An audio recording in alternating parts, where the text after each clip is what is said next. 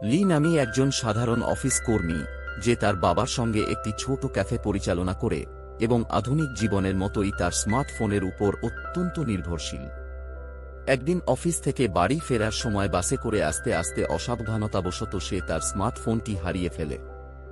ফোনটি হারিয়ে যাওয়ায় সে ভীষণ উদ্বিগ্ন হয়ে পড়ে, কারণ তার ব্যক্তিগত ছবি, মেসেজ, ব্যাংকিং তথ্য এবং গুরুত্বপূর্ণ নথি সবই সেই ফোনে সংরক্ষিত ছিল।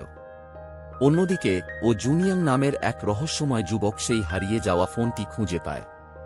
প্রথমে সে ফোনটির ভেতরের তথ্যগুলো পরীক্ষা করে এবং নামির ব্যক্তিগত জীবন সম্পর্কে বিস্তারিত জেনে যায়।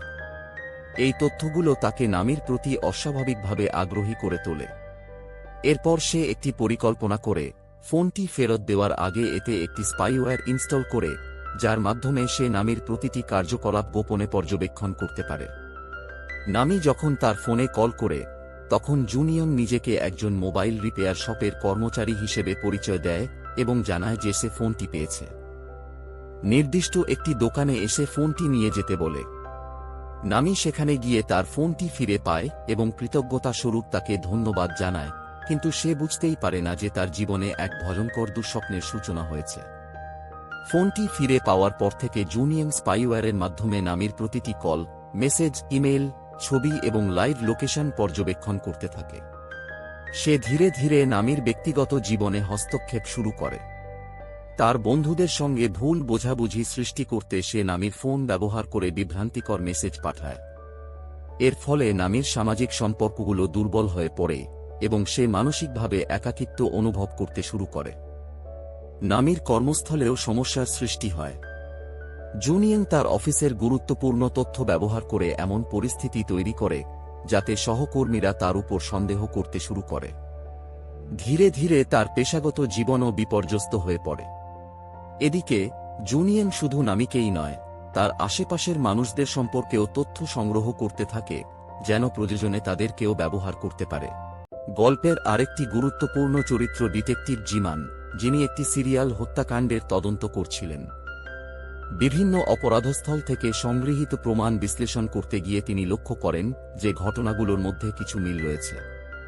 তদন্তের এক পর্যায়ে তিনি এমন কিছু তথ্য পান যা তাকে তার নিজের ছেলে জুনিয়ংয়ের দিকে সন্দেহ করতে বাধ্য করে। একজন বাবার জন্য এই সত্য মেনে নেওয়া অত্যন্ত কষ্টকর হলেও একজন দায়িত্বশীল পুলিশ কর্মকর্তা হিসেবে তিনি সত্য উদ্ঘাটনের জন্য গোপনে তদন্ত চালিয়ে যেতে থাকেন। এদিকে নামি ধীরে ধীরে অনুভব করতে থাকে যে তার জীবনে অস্বাভাবিক কিছু ঘটছে। তার ব্যক্তিগত তথ্য কিভাবে অন্যদের কাছে পৌঁছে যাচ্ছে তা তাকে ভাবিয়ে তোলে। একসময় সে সন্দেহবশত তার ফোনটি একটি প্রযুক্তিবিদের মাধ্যমে পরীক্ষা করায় এবং জানতে পারে যে এতে একটি স্পাইওয়্যার ইনস্টল করা হয়েছে। এই তথ্য জানার পর সে ভীষণ আতঙ্কিত হয়ে পড়ে এবং বুঝতে পারে যে কেউ তাকে দীর্ঘদিন ধরে অনুসরণ করছে। নামি তার ফোন পরিবর্তন করার সিদ্ধান্ত নেয় এবং নতুন একটি ডিভাইস ব্যবহার শুরু করে, কিন্তু জুনিয়ং এত সহজে তাকে ছাড়তে রাজি নয়। সে বিভিন্ন উপায়ে নামির জীবনে পুনরায় প্রবেশ করার চেষ্টা করতে থাকে। এদিকে ডিটেকটিভ জিমান তার ছেলের অতীত সম্পর্কে আরও অনুসন্ধান করে জানতে পারেন যে জুনিয়ং ছোটবেলা থেকেই মানসিকভাবে অস্থিতিশীল ছিল এবং তার সঙ্গে একাধিক রহস্যজনক ঘটনার সম্পর্ক রয়েছে। জুনিয়ং বুঝতে পারে যে তার বাবা তার উপর নজর রাখছেন, ফলে সে প্রমাণ নষ্ট করার জন্য আরও হিংস্র হয়ে ওঠে। সে তার পূর্ববর্তী অপরাধগুলোর চিহ্ন মুছে ফেলতে শুরু করে এবং পরিস্থিতি ক্রমশ বিপজ্জনক হয়ে ওঠে। একই সময়ে নামি তার বাবাকে এই পরিস্থিতি সম্পর্কে জানায় এবং নিরাপত্তার জন্য সতর্ক থাকতে বলে। গল্পের উত্তেজনা চরমে পৌঁছে যায় যখন জুনিয়ং নামিকে একটি নির্জন স্থানে ডেকে পাঠায়। তার উদ্দেশ্য ছিল নামিকে সম্পূর্ণভাবে নিজের নিয়ন্ত্রণে নেওয়া এবং প্রয়োজনে তাকে হত্যা করা। নামি সাহসিকতার সঙ্গে পরিস্থিতির মোকাবিলা করার চেষ্টা করে এবং নিজেকে রক্ষা করার জন্য সংগ্রাম করে। ঠিক সেই সময় ডিটেকটিভ জিমান সেখানে পৌঁছে যান। বাবা ও ছেলের মধ্যে একটি তীব্র মানসিক ও শারীরিক সংঘর্ষ শুরু হয়। জিমান তার ছেলেকে বোঝানোর চেষ্টা করেন, কিন্তু জুনিয়ং তার অপরাধ স্বীকার করতে অস্বীকার করে এবং পালানোর চেষ্টা করে। সংঘর্ষের এক পর্যায়ে জিমান তাকে থামাতে সক্ষম হন, যার ফলে জুনিয়ং গুরুতরভাবে আহত হয় এবং শেষ পর্যন্ত পুলিশের হাতে ধরা পড়ে।